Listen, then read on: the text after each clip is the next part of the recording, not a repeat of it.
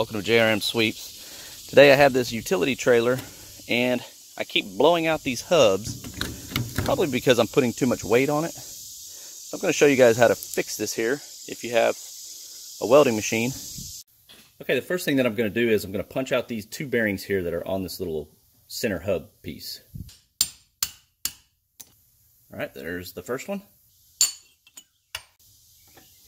And there's the second one. The next thing I'm going to do is I'm just going to grind using this wheel here a little bit of what I can, the paint on the sides here, so I can try to get a pretty good weld on this hub. This is the part of the tire where the hub center piece broke off, so I'm just going to take some of this paint, see if I can't peel or chip that back. We're actually going to do that on both sides here, then we'll get ready to weld this guy in. This is the welding machine I'm going to use. It's a little Chicago Electric I got from Arbor Freight for a little over $100.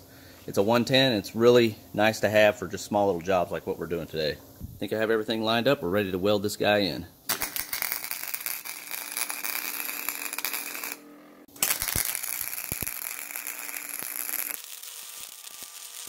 Okay, this is the tire all finished up. Got the bearings put back in, welded it on both sides. Now we're ready to put it on the trailer, see how it does.